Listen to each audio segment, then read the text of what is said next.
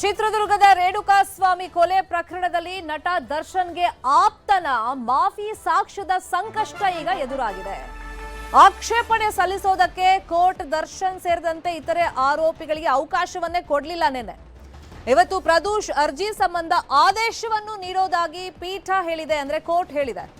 ಬೆಂಗಳೂರಿನ 59ನೇ ಸಿಸಿಎಚ್ ಕೋರ್ಟ್ನಲ್ಲಿ ಈ ಬಗ್ಗೆ ವಿಚಾರಣೆ ನಡೀತಾ ಇದೆ. ಪ್ರದೋಷ್ ಅರ್ಜಿ ಸಂಬಂಧ ವಾದ ಪ್ರತಿವಾದ ಆಗಿದೆ. ಇವತ್ತು ಅಂತಿಮ ಆದೇಶವನ್ನ ನೀಡೋದಾಗಿ ಜಡ್ಜ್ ಹೇಳಿದ್ದಾರೆ. ಮಾಫಿ ಸಾಕ್ಷಿಯಲ್ಲಿ ಪ್ರದೋಷ್ ಏನೆಲ್ಲ ಹೇಳ್ತಾನೆ ಅನ್ನೋದು ಇಂಪಾರ್ಟೆಂಟ್ ಆಗುತ್ತೆ. ಈ ಕೇಸ್ಗೆ ಯಾವ ತರ ತಿರುವನ್ನ ಕೊಡುತ್ತೆ, ಮತ್ತೆ ದರ್ಶನ್ ಪಾತ್ರದ ಕುರಿತಂತೆ ಆತ ಜಡ್ಜ್ ಮುಂದೆ ಏನೆಲ್ಲ ಹೇಳಿಕೆಗಳನ್ನ ಕೊಡ್ತಾನೆ, ಅದು ವೆರಿ ವೆರಿ ಇಂಪಾರ್ಟೆಂಟ್. ಇನ್ನು ಮಾಫಿ ಸಾಕ್ಷಿಯನ್ನ ಪರಿಗಣಿಸಿದ್ರೆ ಕೋರ್ಟ್ ಮುಂದೇನಾಗುತ್ತೆ? ಮಾಫಿ ಸಾಕ್ಷಿ ಹೇಳಿಕೆಯನ್ನ ದಾಖಲು ಮಾಡ್ತಾರೆ. ಮ್ಯಾಜಿಸ್ಟ್ರೇಟ್ ಮುಂದೆ ರಹಸ್ಯ ಹೇಳಿಕೆಯನ್ನ ದಾಖಲು ಮಾಡಲಾಗುತ್ತೆ. ಮಾಫಿ ಸಾಕ್ಷಿ ಹೇಳಿಕೆಯನ್ನ ರೆಕಾರ್ಡ್ ಮಾಡಲಾಗುತ್ತೆ. ಮಾಫಿ ಸಾಕ್ಷಿ ಹೇಳಿಕೆ ಮೇಲೆ ಕ್ರಾಸ್ ಎಕ್ಸಾಮಿನೇಷನ್ ಮಾಡಬೇಕಾಗುತ್ತೆ. ಅಂದ್ರೆ ಆತ ಹೇಳ್ತಿರೋದು ಸತ್ಯ ಸುಳ್ಳ. ಮಾಫಿ ಸಾಕ್ಷಿ ಹೇಳ್ತೀನಿ ಅಂತ ಮುಂದೆ ಬಂದಿದ್ದಾನೆ, ಹೌದು, ಆತ ಏನೋ ಹೇಳಂಗಿಲ್ಲ. ಆ ಕೇಸಿಗೆ ಸಂಬಂಧಪಟ್ಟಂಗೆ ಸತ್ಯ ಹೇಳ್ತಾ ಇದ್ದಾನ, ಸುಳ್ಳು ಹೇಳ್ತಾ ಇದ್ದಾನ ಅನ್ನೋ ಬಗ್ಗೆ ಕೋರ್ಟ್ ಪರಿಶೀಲನೆಯನ್ನ ಮಾಡುತ್ತೆ. ಅದಕ್ಕೆ ಕ್ರಾಸ್ ಎಕ್ಸಾಮಿನೇಷನ್ ಅನ್ನ ಮಾಡಲಾಗುತ್ತೆ. ಅದರಲ್ಲಿ ವ್ಯತ್ಯಾಸ ಕಂಡು ಬಂದ್ರೆ ಹೇಳಿಕೆಯನ್ನ ರಿಜೆಕ್ಟ್ ಕೂಡ ಮಾಡಬಹುದು. ಮಾಫಿ ಸಾಕ್ಷಿ ಹೇಳಿ ಸತ್ಯ ಅಂತಂದ್ರೆ ಕ್ಷಮಾದಾನ ಕೊಡಬಹುದು. ಅದು ಜಡ್ಜ್ ವಿವೇಚನೆಗೆ ಬಿಟ್ಟಿದ್ದು. ಇದೇ ವಿಷಯಕ್ಕೆ ಸಂಬಂಧಪಟ್ಟಂಗೆ ಇನ್ ಡೀಟೇಲ್ ಆಗಿ ಇನ್ಫಾರ್ಮೇಶನ್ ಕೊಡ್ತಾ ಹೋಗೋದಕ್ಕೆ ನೇರ ಸಂಪರ್ಕದಲ್ಲಿ ಕನೆಕ್ಟ್ ಆಗಿದ್ದಾರೆ ನಮ್ಮ ರಿಪೋರ್ಟರ್ ಮಾದೇಶ್. ಒಂಥರ ಈ ಕ್ರೂಷಿಯಲ್ ಮೂಮೆಂಟ್ ಅಂತಾರಲ್ಲ, ಡಿ ಗ್ಯಾಂಗ್ಗೆ ಆ ಮೂಮೆಂಟ್ ಈಗ ಬಂದಿದೆ. ಈಗ ಪ್ರದೋಷ್ ಏನ್ ಹೇಳ್ತಾನೆ ಅದು ವೆರಿ ವೆರಿ ಇಂಪಾರ್ಟೆಂಟ್. ಒಂದ್ ವೇಳೆ ಮಾಫಿ ಸಾಕ್ಷಿ ಕನ್ಸಿಡರ್ ಮಾಡಿದ್ರೆ ಕೋರ್ಟ್, ವಾಟ್ ನೆಕ್ಸ್ಟ್ ಮಾದೇಶ್?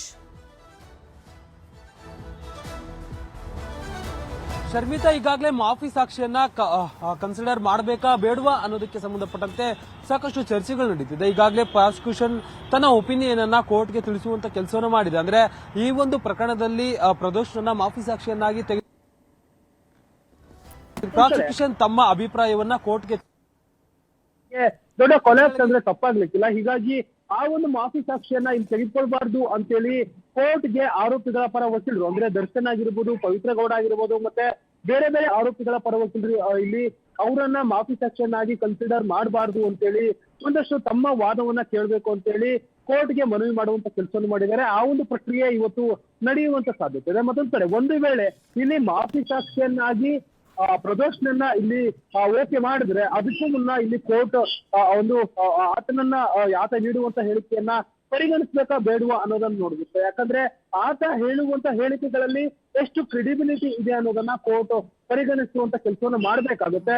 ಈಗಾಗಲೇ ಆತ ಈ ಒಂದು ಪ್ರಕರಣದಲ್ಲಿ ಯಾಕೆ ಮಾಫಿ ಸಾಕ್ಷಿ ಆಗುತ್ತೆ, ಮಾಫಿ ಸಾಕ್ಷಿ ಆದ್ರೆ ಏನೆಲ್ಲ ವಿಚಾರಗಳನ್ನ ಹೇಳ್ತೇನೆ ಅಂತೇಳಿ 11 ಪುಟಗಳ ಅರ್ಜಿಯಲ್ಲಿ ಪ್ರಾಥಮಿಕ ಒಂದಷ್ಟು ಅಂಶಗಳನ್ನ 20ಕ್ಕೂ ಹೆಚ್ಚು ಅಂಶಗಳನ್ನ ಉಲ್ಲೇಖ ಮಾಡುವಂತಹ ಕೆಲಸವನ್ನು ಮಾಡಿದ್ದ. ಅಂದ್ರೆ ಘಟನಾ ಸ್ಥಳದಲ್ಲಿ ಆತ ಏನೇನ್ ನೋಡಿದ್ದ, ತನ್ನ ಪಾತ್ರ ಏನು, ಬೇರೆಯವ್ರ ಪಾತ್ರ ಏನು, ಎಲ್ಲವನ್ನೂ ಕೂಡ 11 ಪುಟಗಳಲ್ಲಿ ಉಲ್ಲೇಖ ಮಾಡುವಂತ ಕೆಲಸವನ್ನು ಮಾಡಿದ್ದ.